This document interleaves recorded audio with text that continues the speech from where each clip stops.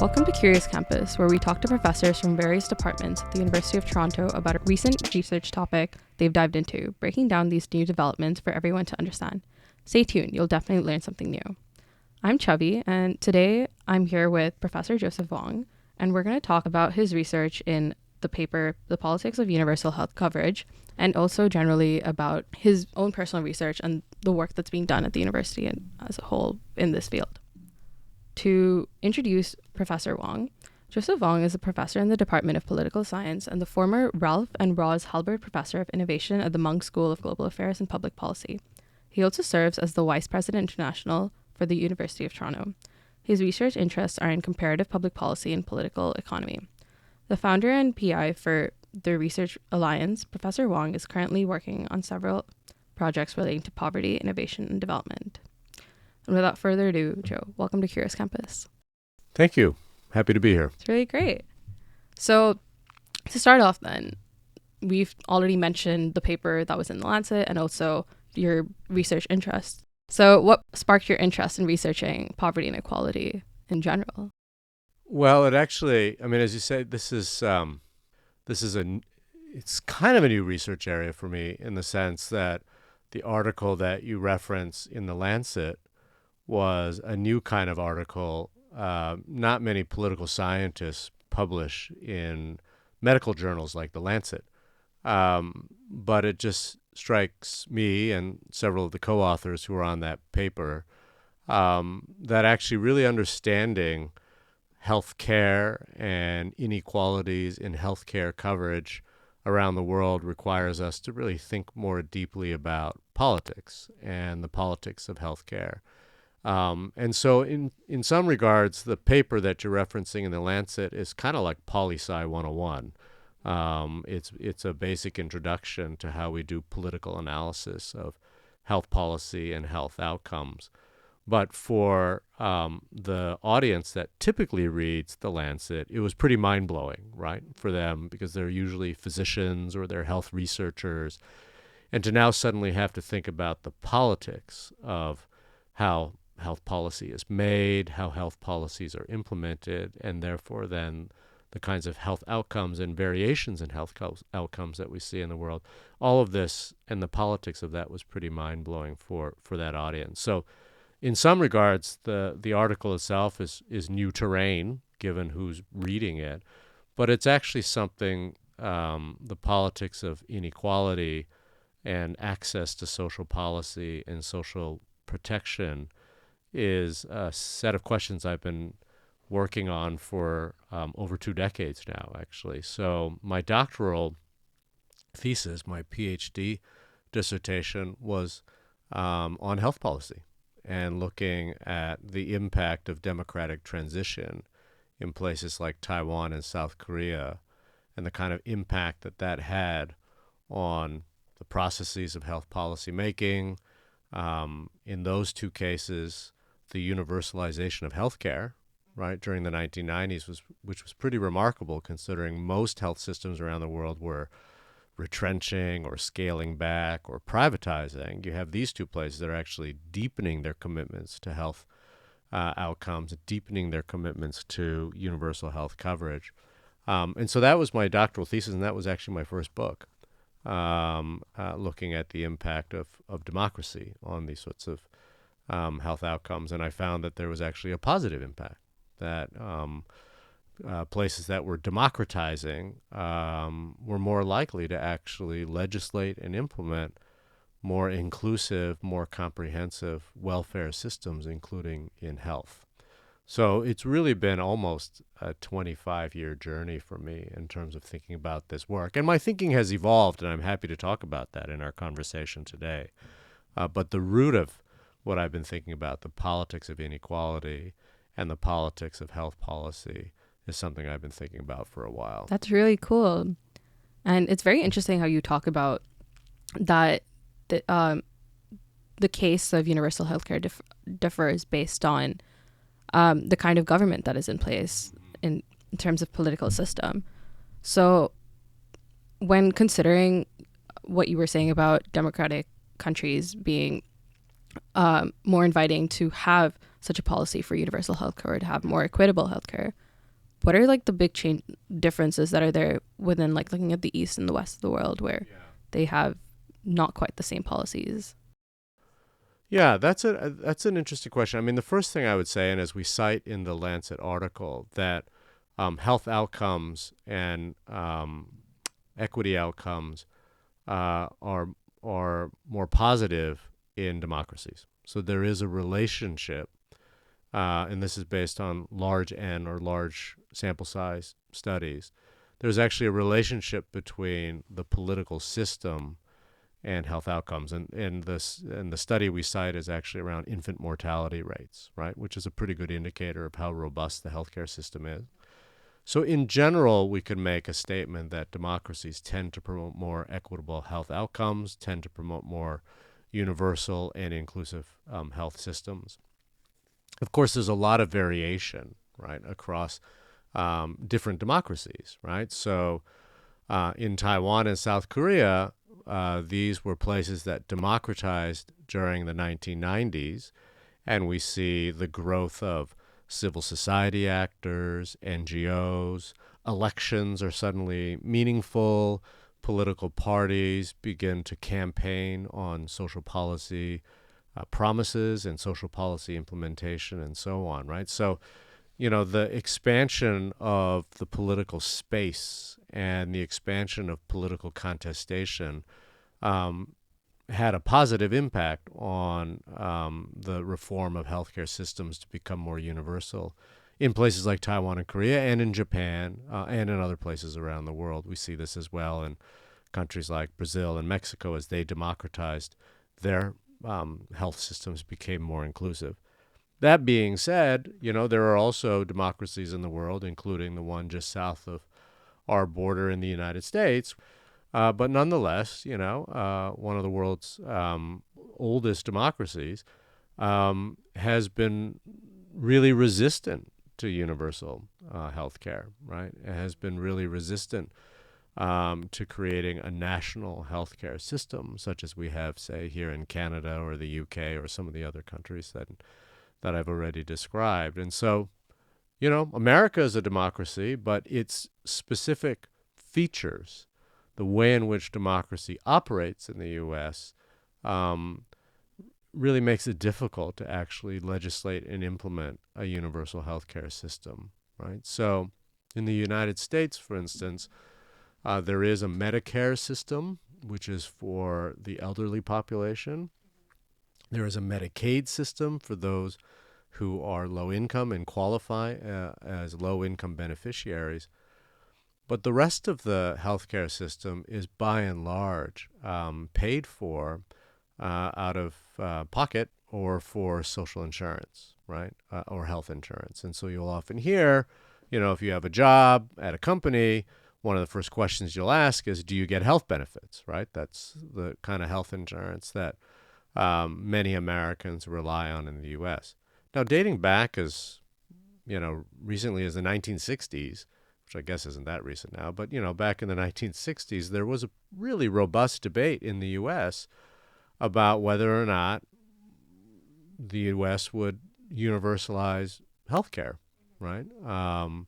This was a period in which you had the war on poverty. You had more progressive legislation coming in the United States. This was under the Kennedy administration and then the Johnson Democratic administration. In many ways, it harkened even back to even earlier during the FDR New Deal era of the 1930s. So there was a lot of activity in the 1960s about universalizing health coverage in the U.S. But the way in which American democracy works makes it really hard to actually create a whole national system. In political science, we call it veto points, right? Where are there points in the political process that any group of political actors can veto a piece of legislation? And in the U.S. Political system, in the U.S. democracy, there are tons of veto points, right? So interest groups can lobby Congress. They can kill a bill in the House. They can kill a bill in the Senate. The president actually doesn't have that much legislative power, so it's very difficult to have executive orders. And of course, then you have 50 states, right? And they themselves are very, very powerful. And have a lot of jurisdiction over matters of healthcare and so on, right? And so to create a consensus in which all of the states, in which all of Congress, including both the House and the Senate, as well as the executive branch, and then, of course, you have the judiciary and so forth, to create a consensus across all of these different actors where no one is triggering one of the veto points has proven to be really, really hard. Obama was probably the closest in terms of Obamacare, which was the expansion of the health insurance market. But as we can see, not everyone's happy with that. The Republicans have been campaigning for the last 10 years basically on dismantling Obamacare and so on. So democracies in general promote greater health outcomes, but democracies come in all different shapes and sizes, and the way in which specific democracies work will determine whether or not a country can actually create a healthcare system that's universal and inclusive. Yeah. And it's really cool that you talk about democratic systems like being more for social good and like trying to empower their people. Ideally, yeah. But we see that in like other facets, right? With, for example, public school education and such. Like what makes the fight for universal and more equitable healthcare like different from these other social issues? That's a really good question, because you're right. I mean, here in Canada, for instance, we have a very robust publicly assisted education system, publicly funded at the post-secondary level. And then, of course, our universities and colleges are publicly assisted as well by provincial governments. And there is a general consensus that this is a public good and that this is a good for everybody. The health question is a little more complicated, right? In the sense that you have more political actors who are involved, who have an interest or a stake in specific health outcomes. So, for instance, medical care professionals, right, are a very powerful actor, right? Doctors are very powerful, and the various national as well as provincial medical associations represent the interests of physicians. Now, physicians themselves are, deeply in favor of ensuring that everybody has access to health, but they're also a professional association. So they're also concerned about, how they're reimbursed and how they're compensated, and to be sure that they're compensated fairly and so forth. The pharmaceutical industry is part of the healthcare system as well, right? And we know that pharmaceutical companies, because they usually will have an exclusive patent over a specific medicine, if they're selling that medicine with their brand name, those medicines can be really expensive. And it's understandable why they're so expensive. A lot of money is poured into R&D by these pharmaceutical companies. They pour in literally billions of dollars to discover new drugs. And in order to recoup their investments and to make a profit, they charge really high prices. So now suddenly it's not just about educating, right? It's not just suddenly about making sure there are schools open. Now suddenly you have doctors who have their own interests. You have pharmaceutical companies that have their own interests. You have the government that has its own position on the extent to which it has the resources to invest in a health system, right? You have older populations that, frankly, require more health care. So they have a very specific take on what they think the healthcare system should be and how best to serve them. And then you have younger people who don't really use the healthcare system all that much, and so they may be less attentive to debates around the health system. So I've just described to you, just in very simplistic terms, all the different competing interests that are involved in the health system.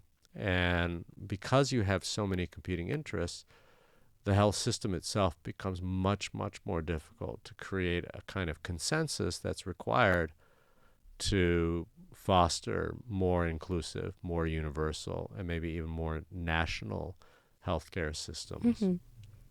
Yeah, and based on that, then what really are the differences that you've seen in your research where you've seen how it is in East Asia, and also the Lance paper mostly talks about the US in comparison to all of its Asian democratic counterparts. Yeah.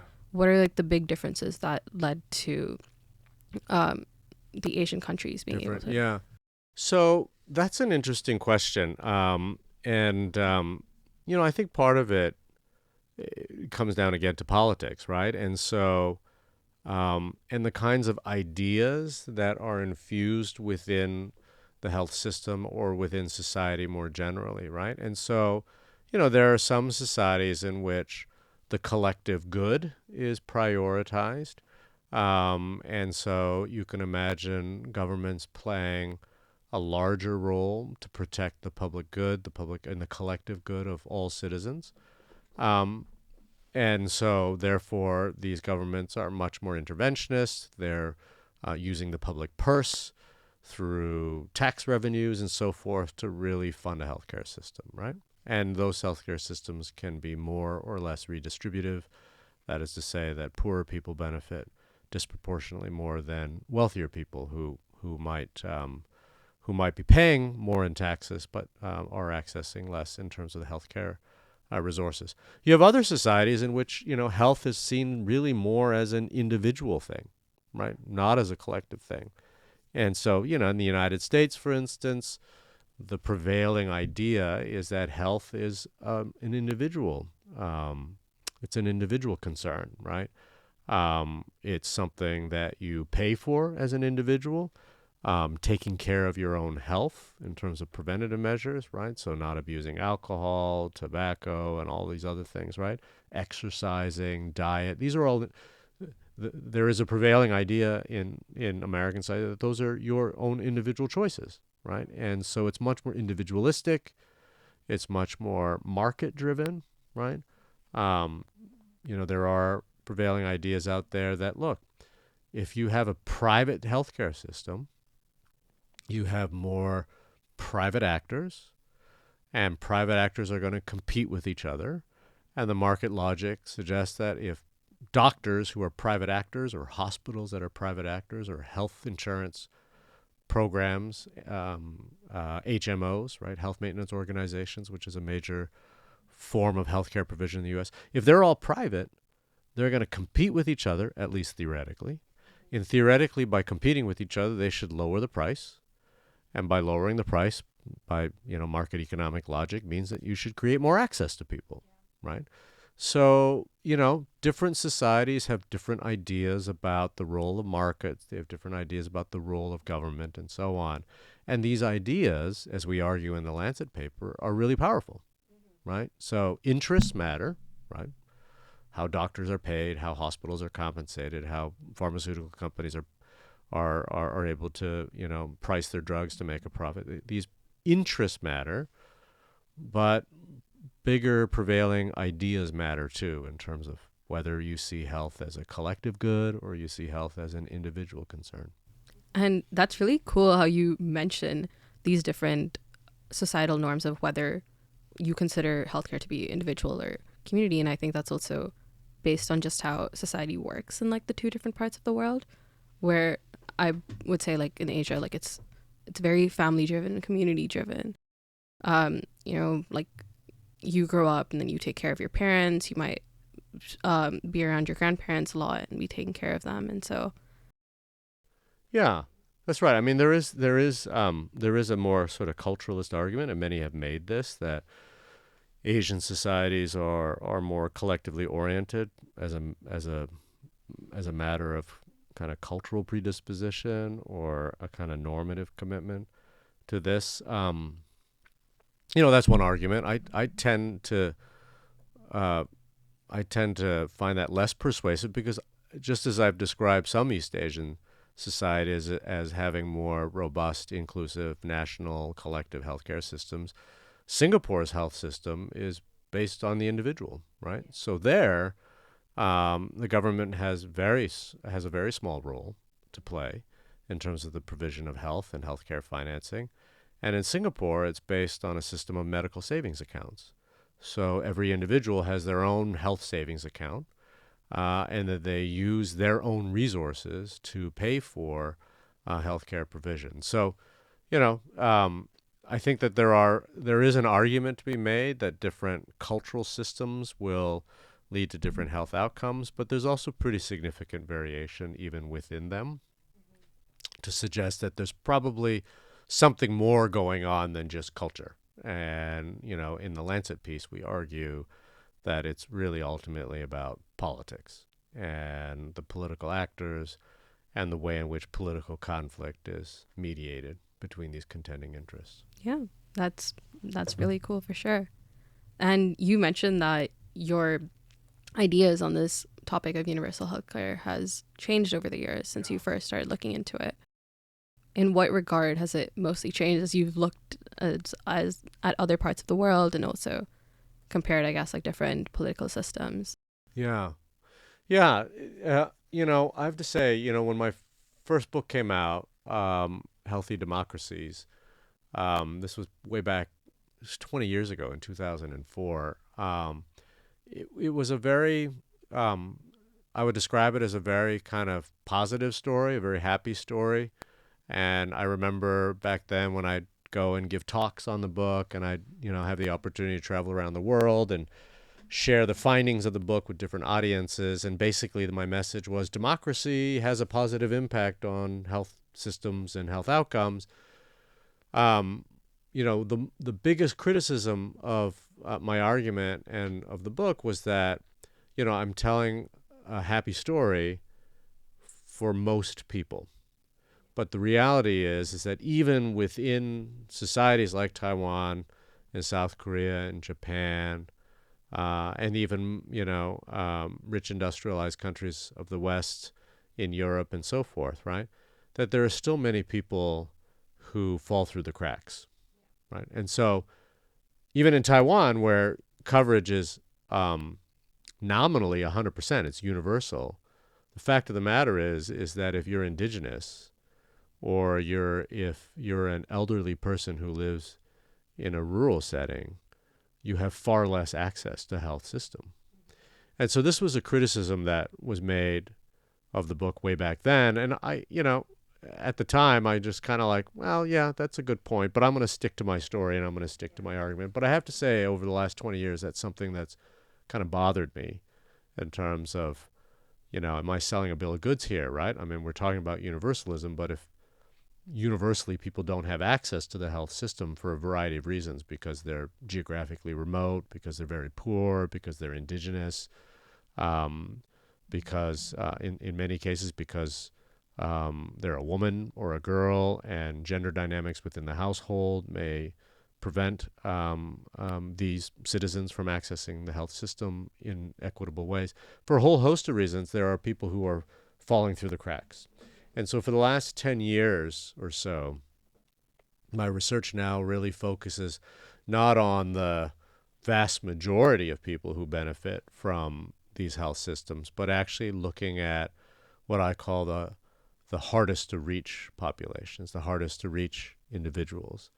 And, how do we expand health systems or social protection more generally to those people who are the hardest to reach, right?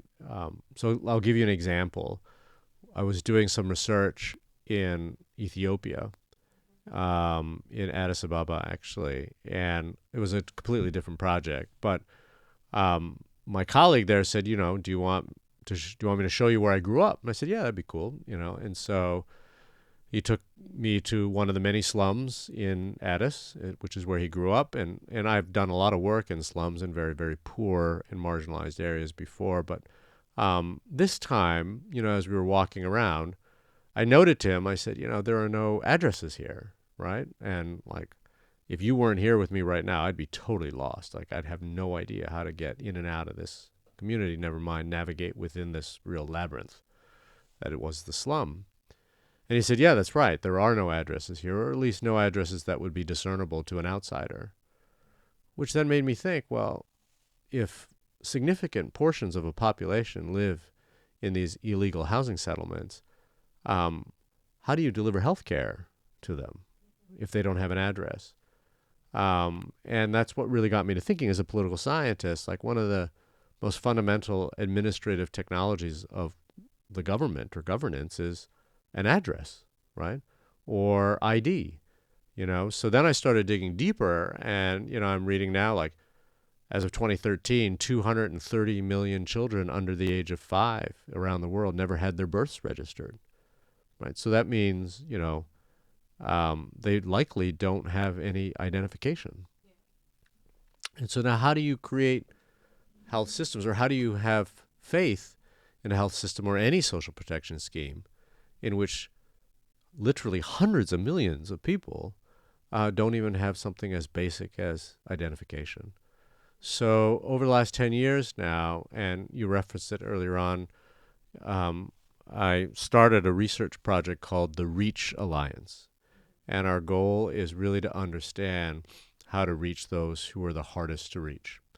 And so our work has taken us, we've done now over 90 case studies, including in countries in Africa, India, Southeast Asia, Latin America, and even here in Canada, right? So one of the case studies that we worked on a few years ago was on an Ontario initiative called Operation Remote Immunity.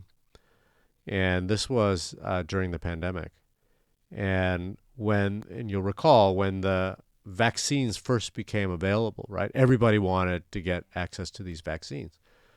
Well, the Ontario government at the time made a statement that the priority for these vaccines was going to be to deliver them to remote Indigenous communities in Northern Ontario. And these are so remote that they are considered fly-in communities, right? So there are no roads there.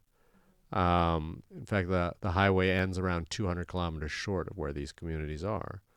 So this is a real reach problem, right? How do you reach those who are the hardest to reach? And so the project really uncovered then ways in which the health system adapted by bringing in different actors. So Orange, for instance, which is the remote ambulatory care system here in Ontario, you'll sometimes see helicopters and planes and so on, delivering vaccines to these very remote Indigenous communities. And so in one sense, it was about adapting the health system.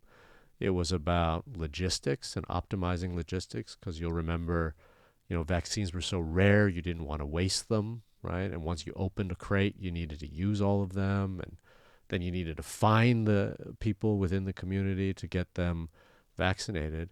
And one of the things that we found in this project was that it was not just expanding the health system or optimizing the logistics supply chain, but it was also overcoming mistrust. These are communities that have every reason to mistrust the health policymakers in Southern Ontario, right? Yeah. These are communities that have been marginalized, that have been experimented on historically, that have been neglected, and so on. And so suddenly now you have all of these healthcare providers in these remote Indigenous communities, and they're asking, what's going on here? Like, how can we trust you? Do we know these vaccines are safe? Do we know this is not going to have an adverse effect on our individual health, and so on? So in that case, reaching the hardest to reach was not just about delivering. It was also about overcoming mistrust, right? So this is what I've really become interested in now, is sort of looking at the margins, because I would say for the last 20 years, what's kind of bugged me, what's always been in the back of my mind, was the criticism of my earliest work and saying, you're talking about the majority of the people who are benefiting from these health systems. But what about the marginalized minorities who are being left out? Don't they deserve a voice? Don't they deserve to have their stories told? And don't they also deserve to have a health system that can be adaptable and inclusive of them as well? And so, this has been an extraordinary research project. Now, it's based here at U of T. We have partners around the world. We have 7 university partners in Latin America, in Asia, in Africa, and in Europe as well. And all of these case studies are research projects that are conducted by students, who also share a passion in reaching the hardest to reach. And it's just been quite extraordinary. Yeah, that's really cool. And I'm really glad that you talked about trying to overcome the mistrust that all of these marginalized communities have had with them, because it was a thought that you had mentioned all of this, trying to get the hardest to reach, but how do you overcome challenges and trying to educate all of these marginalized communities that this could be good for them and not just have to rely on like what they have within the community, but also to trust that the healthcare systems that are the rest of the country are also there for them. Yeah. Yeah, and it also speaks then to, again, why a health system is so important and so complex, right? Because this isn't just about, technocratic policymakers. It's not just about vaccinators. It's not just about vaccine researchers. It's not just about epidemiologists. Now suddenly it's about cultural sensitivity, right? It's about having people who are able to speak to communities that have historically been marginalized. I mean, one of the reasons why Operation Remote Immunity, or ORI, was successful was they made every effort to have the vaccinators themselves, even if they were from Toronto, be members of Indigenous First Nations communities themselves, so that there was this personal connection, right? So, in this conversation, just in talking to you now, we've talked about health systems in terms of big concepts like governments and markets and policy and science and physicians, but ultimately it's about human beings and it's about people. And, I think that we need to tackle these questions from, a political point of view, a technocratic point of view, a medical point of view, but also from a very human point of view as well. Yeah, that's definitely the case, because what's the point of looking into all of this if it's not going to impact the people positively that you're trying to help? And based on that then, does this research mainly try to see why the existing systems exist, or is it also trying to implement or propose new policies that could also help the wider audience? Yeah, that's a great question. I mean, to date, the research has largely focused on trying to understand social protection systems. So it's not just health. Health is a major area of research in the REACH Alliance. So we have a lot of projects on health and access to health, but it's also about financial inclusion. It's also about the just transition in terms of the green energy transition. It's about resilient housing. I mean, there are a whole bunch of ways in which you can think about reaching the hardest to reach, right? And so to date, the research is primarily focused on the ways in which health interventions or financial interventions or educational interventions or green interventions have reached the hardest to reach, highlighting the positive ways in which they're having a positive impact, but also identifying some of the bottlenecks or challenges. And as you've anticipated, many of our partners have said, well, now that you've done all this amazing research, can you translate those findings into solutions? And so we're now moving into more of the solution space, working with community partners around the world to see if we can take some of the insights from our research, some of the lessons that we've learned, and to then design solutions and delivery mechanisms and political systems and so forth to more effectively reach those that are hardest to reach. And that's something we're venturing into now. And it's very exciting. On one level, it's very exciting. But on another, look, as I said, our researchers are students, and these are young people who want to have an impact. And so, we're imparting on them the notion that before you can design a solution, you really have to do the research to know what the problem is and how to address the problem. But these young people, these researchers, are just, chomping at the bit to get into the solution space, because I think your generation is incredibly committed to these issues, and I'm just happy that your generation is also taking the time to do the research, to learn both the quantitative and qualitative research methods to really understand the problem, but then to turn that energy into really effective solutions. So that's something that I'm excited about growing more and developing more in the REACH Alliance. Yeah, that's really cool. And on that note, but is there a problem then where you can't really have solutions that it's a one size fit all, right? Like you need to do, like research would have to be done based on, like even within a specific country, looking at different marginalized communities and trying to see, break down who really are the hardest to reach and then build policies based on that. Is that a huge challenge, or is that? Yeah, that's a great question. you've done your homework. I mean, or at least you have just extraordinary intuition, because that is the big challenge, right? When you're talking about reaching the hardest to reach, you're really talking about um, really diving deep into very specific communities, and you have to, because otherwise, I mean, that's why they're marginalized, right? And then so, and we look at successful cases, and those successful cases are designed to meet the specific needs of these very specific communities. Um, and so it could be very successful in a village or in, one Indian state, right? We just did this project on migrant workers and access to social benefits. And we did most of our research in Rajasthan, right? In very rural Rajasthan. And, you know, they've implemented some solutions that seem to be working. But will they work in Bihar?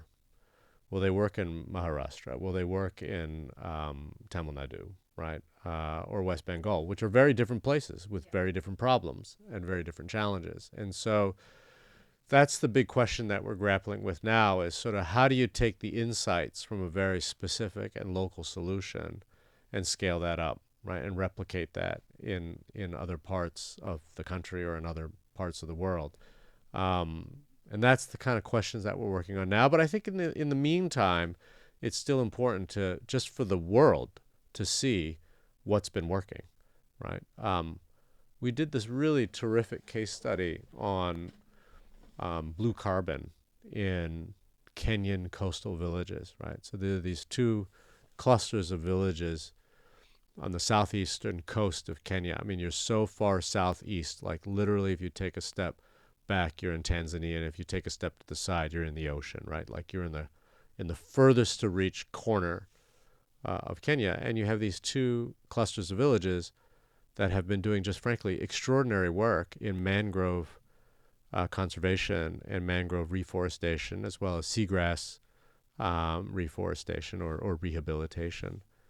And these are community-run projects, community-led projects. It's educating the local villagers about the importance of mangroves to the climate, to the environment, to replenishing fish stocks. These are largely fishing communities and so on. And they've been doing this very amazing work in preserving their mangroves. And they've been able to convert those into carbon credits, which they then sell and generate revenue for these villages, around 10 to 20,000 US dollars, which, may seem like peanuts to many people around the world, and particularly to aid agencies and so on. But 10 to $20,000 US for a remote village in coastal Kenya is transformative. And they've been using these resources now to build a new school, connect all of the village houses to access to clean water, roads, infrastructure, and so forth. And it's their money, it's their resources, it's their community that's determining what priorities are most important to them. So I tell you the story because these are just two little villages, right? Are these two little villages going to reverse the environmental degradation that mangrove deforestation has had? No, they're too small, right? I mean, they're literally 400 acres. They're tiny.